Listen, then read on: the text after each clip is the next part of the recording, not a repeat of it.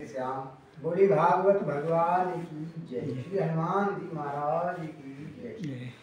ग्रह के द्वारा गजेंद्र का पकड़ा जाना अथ द्वितीय अध्याय अष्टम स्कंद में बहुत ही सुंदर कथा। श्री सुखदेव जी ने कहा, परीक्षित क्षीर सागर में त्रिकूट नाम का एक प्रसिद्ध सुंदर एवं श्रेष्ठ पर्वत था। वो 10,000 योजन ऊंचा था। 10,000 योजन ऊंचा और उसकी लंबाई चौड़ाई भी चारों ओर से इतनी ही थी, 10-10 हजार। उसके चांदी लोहे और सोने के 3 शिखरों की छटा से समुद्र दिशाएं और आकाश जगमगाते रहते थे, और भी उसके कितने ही शिखर ऐसे थे जो रत्नों और धातुओं की रंग बिरंगी छटा दिखाते हुए सब दिशाओं को प्रकाशित कर रहे थे। उनमें विविध जाति के वृक्ष, लताएं और झाड़ियां थी। झरनों की झरझर से वो गुंजायमान होता रहता था। सब ओर से समुद्र की लहरें आकर उस पर्वत के निचले भाग से टकराती हुई उस समय ऐसा जान पड़ता था मानो पर्वतराज के पांव पखार रही हों।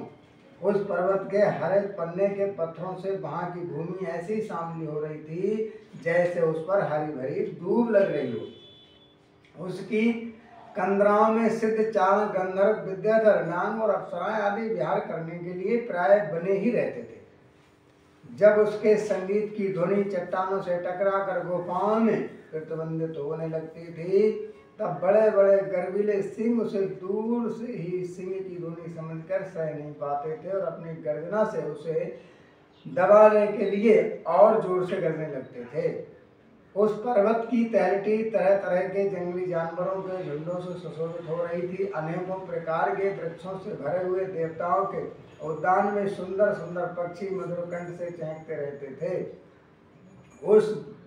उस पर बहुत सी नदियां और सरोवर भी थे। उनका जल बड़ा निर्मल था। उनके पुलिन पर मणियों की बालू चमकती रहती थी। उनमें देवांगनाएं स्नान करती थी, जिससे उनका जल अत्यंत सुगंधित होता जाता था।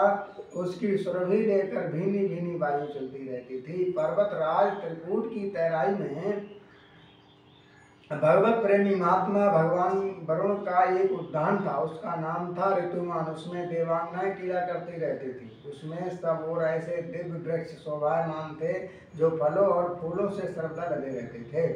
उस उद्यान में मंदार, पारिजात, गुलाब, अशोक, चंपा, तरह तरह के आम, प्रियाल, कटहल, आमला, सुपारी, नारियल, खजूर, बिजौरा, महुआ, साखू, ताड़, तमाल, आसन, अर्जुन, रीठा, गूलर, पाकड़, बरगद, पिलास, चंदन, नीम, कचनार, साल, देवदारू, दाग, ईख, केला, जामुन, बेर, रुद्राक्ष, हरे आंवला, बेल, कैथ, नींबू और भिलावे आदि के वृक्ष लहराते थे।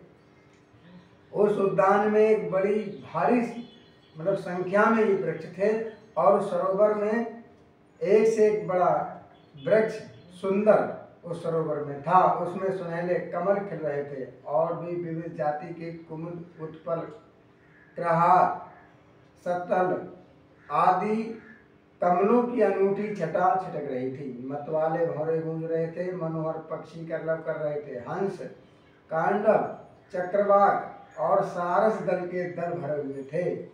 पनडुब्बी, बतख और पपीहे कूद रहे थे। मछली और कछुओं के चलने से कमल के फूल हिल जाते थे, जिससे उनका पराग झड़कर जलों को सुंदर और सुगंधित बनाता था। कदम्ब, बेत, नरकुल, कदम्ब, लता, बेल आदि वृक्षों के घिरा हुआ वो सरोवर था। कुंद, कुरबक, कटसरिया, अशोक, सिरस, बनमिल्ला, लिसौड़ा, हरसिंगार, जूल, जोही नांग, पुन्नांग जाति, मल्लिका, शतपत्र, माधवी और मोगरा आदि सुंदर सुंदर पुष्प वृक्ष और तट के दूसरे वृक्षों से भी जो प्रत्येक ऋतु में हरे भरे रहते हैं, वो सरोवर शोभायमान रहता था। इतने वृक्ष और इतने पुष्प इत्यादि सब बतलाए गए श्रीमद् भागवत में। उस पर्वत के घोर जंगल में बहुत से हाथियों के साथ एक गजेंद्र निवास करता था। इतने बड़े जंगल में, इतने बड़े सरोवर में हर तरह के वहाँ जंतु और पुष्प इत्यादि हर तरह के वृक्ष लगे हुए थे। उस पर्वत के घोर जंगल में, जहाँ ऐसा जंगल था, उसी में हाथियों के साथ एक गजेंद्र हाथी निवास करता था। वो बड़े बड़े शक्तिशाली हाथियों का सरदार था।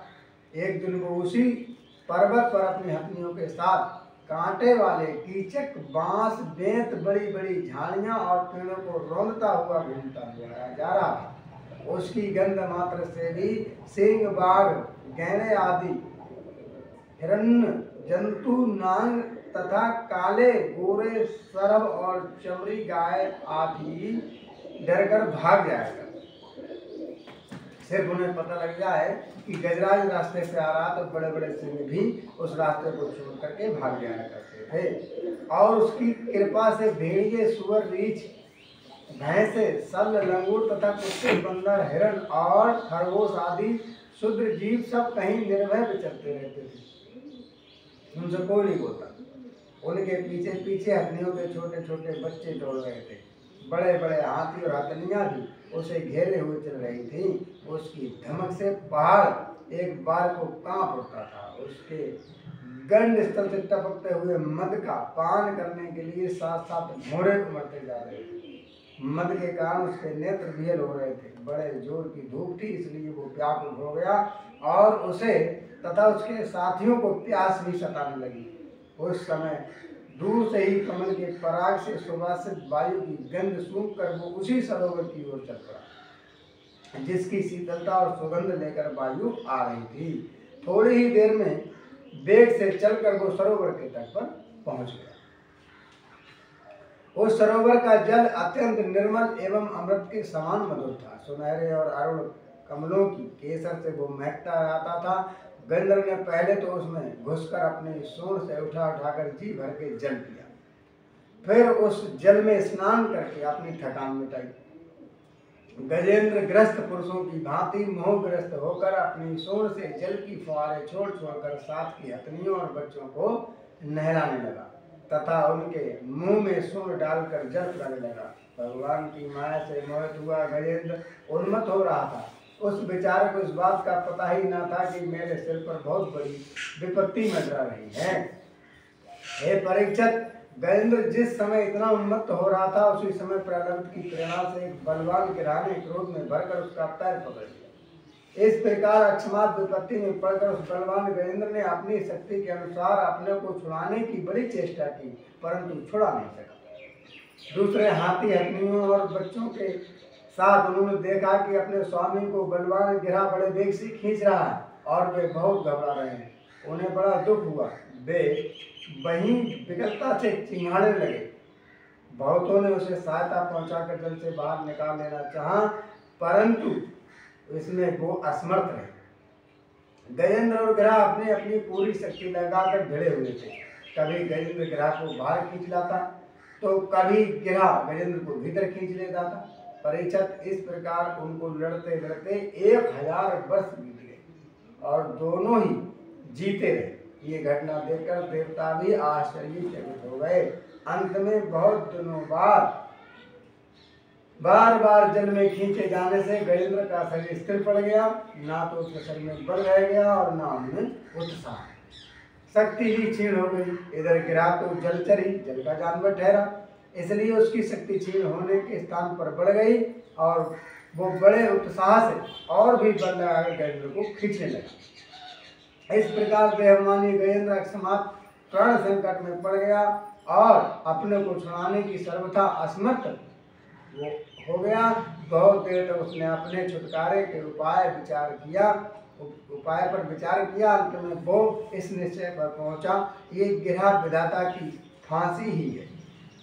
ये गिरह जो है, ये जिसने मुझे पकड़ा है मगर में, ये विधाता की ही फांसी है। इसमें फंसकर मैं आतुर हो रहा हूँ। जब मुझे मेरे बराबर के हाथी भी इस विपत्ति से न उबार सके, तब ये बेचारी हथनियाँ तो छुड़ा ही कैसे सकती हैं। इसलिए अब मैं संपूर्ण विश्व के एकमात्र आश्रय भगवान की शरण लेता हूँ। सबने सूंड पकड़ कर खींचा, लेकिन हाथी बाहर नहीं आया।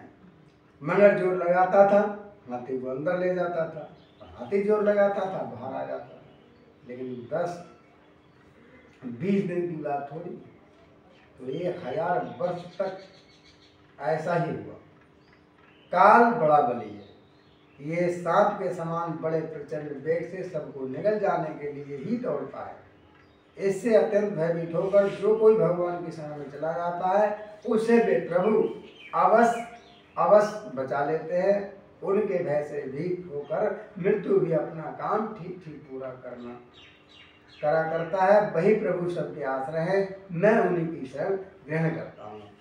बोली श्री कृष्ण भगवान की जय, श्री हनुमान जी महाराज की जय। अब कल की कथा जो शेष भाग है, गजेंद्र के द्वारा भगवान की स्तुति और उसका संकट से मुक्त होना, ये शेष कथा आप कल श्रवण कर सकेंगे। जल्दी के लिए जय श्री राधे, जय श्री श्याम। बने रहिए हमारे साथ रोजाना श्रीमद् भागवत कथा में, आपको सुनकर बड़ा आनंद आएगा। अगर आप श्रोता हैं, भगवान से प्रेम रखते हैं तो आपको कथा बहुत ही अच्छी लगेगी। जय श्री राधे, जय श्री।